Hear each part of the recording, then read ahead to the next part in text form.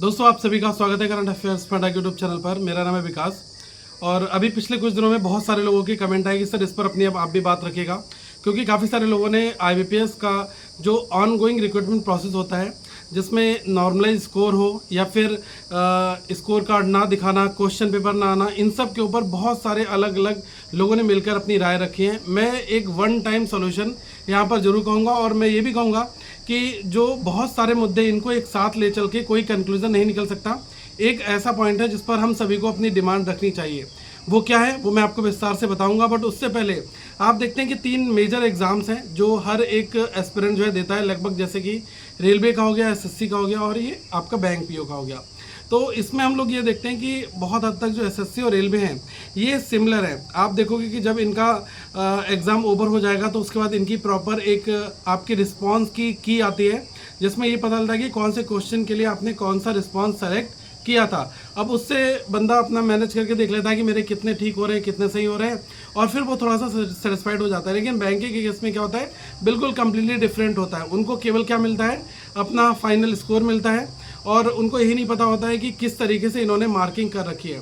तो अभी हमारी जो बेसिक डिमांड है, मुझे लग रहा है कि वो ये होनी चाहिए कि जो भी बैंकिंग का एग्जामिनेशन कराने वाली संस्थाएं हैं, चाहे वो कोई भी हो, चाहे एसबीआई अपना एग्ज़ाम आईबीपीएस के थ्रू कंडक्ट करा रहा हो, सारी बैंकें मिलकर आईबीपीएस से कराती हो, चाहे कोई भी इंश्योरेंस एग्ज़ाम हो, इन सभी एग्ज़ामों के लिए केवल एक चीज़ होनी चाहिए कि अगर आपने एग्ज़ाम देकर जब आप आ गए तो उसके बाद रिस्पॉन्स की, जिसमें पूरा क्वेश्चन पेपर होता है, 5 ऑप्शंस होते हैं, कौन सा आपने करेक्ट किया है और आपका अगर गलत है तो कौन सा वाला सही था।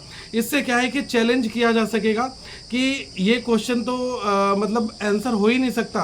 अब कई बार आप लोग देखते होंगे जो यूपीएससी वगैरह है और बड़े एग्जाम्स हैं, इसमें क्या होता है कि आपकी एसएससी है तो ये अपने आंसर की जारी करते हैं और ये भी बताते हैं कि अगर आपको कोई आपत्ति है तो आप पार्टिकुलरली इतना अमाउंट पे करके आप अपनी जो आपका जो रीज़न है वो आप दे सकते हैं यहाँ पर, और आप आयोग को जो है एक रिस्पांस अपने एंड से भेज सकते हैं, ठीक है। बट बैंकिंग के केस में ऐसी कोई भी चीज़ें अभी तक तो नहीं आ रही है। तो मुझे लग रहा है कि इनके ऊपर बात होनी चाहिए, और जब एक बार आंसर की आ जाएगी और आंसर की के साथ में हमें रिस्पांस कोड भी मिल जाएगा कि मैंने ये वाला सेलेक्ट किया था बट आईबीपीएस कमीशन ने मेरा ऑप्शन ये गलत कर दिया, उन्होंने ग्रीन टिक बी ऑप्शन पर लगाया है, बल्कि होना सी चाहिए जो कि मैं लगा कर आया हूँ।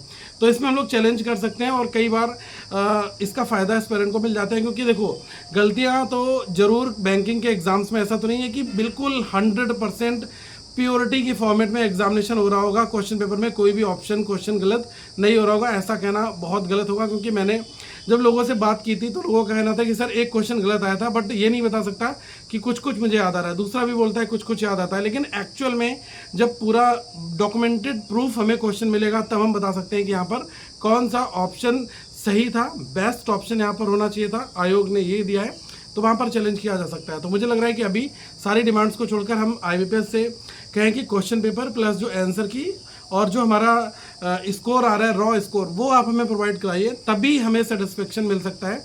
और इसके अलावा और भी बहुत सारी चीज़ें हैं, जैसे कि अलग अलग शिफ्ट में लोगों को, किसी शिफ्ट में 40,000 लोग एग्ज़ाम देने जाते हैं, किसी में केवल 18,000 ही रहते हैं लास्ट वाली शिफ्ट में। तो इससे जो डिस्ट्रीब्यूशन है कैंडिडेट्स का वो अनइक्वल है, और नॉर्मलाइजेशन जो 21 परसेंटाइल मेथड से होता है, मुझे लग रहा है कि ये फेयर बिल्कुल भी नहीं है, इसके ऊपर बात रखनी चाहिए।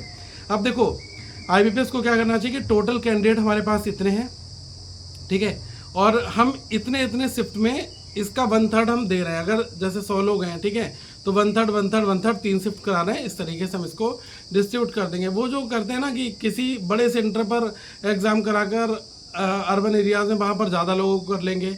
अब अगर वो किसी रूरल में जाएंगे, वहाँ पर उनके पास इंफ्रास्ट्रक्चर इतना होता नहीं है, तो फिर वहाँ पर वो कम लोगों का एग्जामिनेशन लेते हैं। फिर जब वो 21 परसेंटाइल मेथड से मैनेज करते हैं ना, तो वहाँ पर बहुत ज़्यादा जो मिसमैच है वो हमें देखने को मिलता है। तो देखो इस चीज़ के ऊपर तो बात की जानी चाहिए, मुझे लग रहा है कि ये एक मुद्दा है। और सबसे ज़रूरी जो था वो था क्वेश्चन पेपर आंसर की रॉ स्कोर वाला, इससे पूरी पिक्चर क्लियर हो सकती है, ठीक है। मैंने कुछ चीज़ें यहाँ पर नोट की थी, और जो नॉर्मलाइजेशन है वो तो मुझे लग रहा है कि किसी को समझ में नहीं आता है। जिस बंदे ने नॉर्मलाइजेशन का फॉर्मूला भी बनाया होगा ना, उसको भी नहीं पता होगा कि यार ये कितनी ज़्यादा डिफिकल्टीज आगे होंगी। बस ये है कि 21 परसेंटाइल मेथड से नॉर्मलाइजेशन हो गया, आप इसको मैनेज कर लो, दैट्स इट। और ये मैंने देखा कि अभी आजकल क्या है कि जैसे एसबीआई क्लरिकल में आप देखते होंगे कि वो प्री में केवल आपको टोटल स्कोर दे रहे हैं। अब आपको ये नहीं पता कि क्वांट में कितने मार्क्स आए हैं, आपके इंग्लिश में कितने हैं, रीजनिंग में कितने हैं।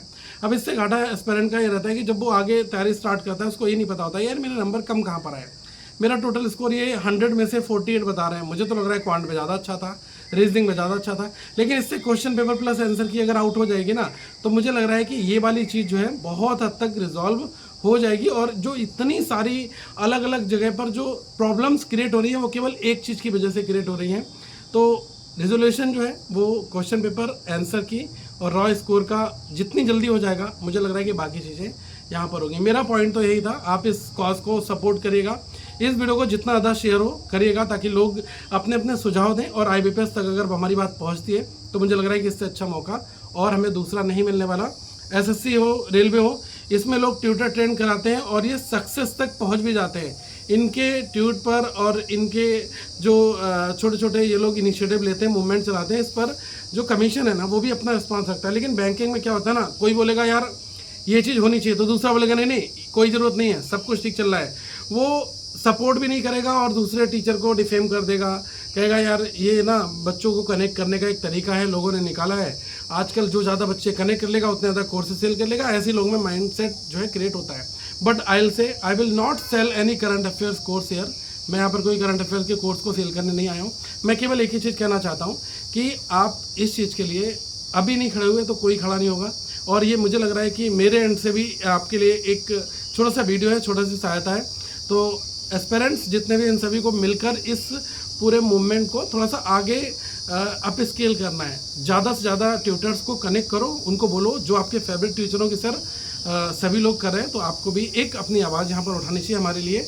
और थोड़ी बहुत फोर्स से नहीं, पूरी ताकत लगा दो, ठीक है, और अपनी आवाज़ को उठाओ। और मुझे लग रहा है कि इसका जो रेजोल्यूशन आगे मिलेगा वो आपके लिए नहीं, आपकी आने वाली जनरेशन जो भी होंगी ना उनके लिए काफ़ी ज़्यादा फ्रूटफुल रहेगा। इस समय मैं तो आया हूँ प्रतापगढ़ कुछ दिनों के लिए छुट्टियाँ मनाने, तो इसलिए आप लोगों से ज़्यादा एंगेज नहीं हो पा रहा हूँ।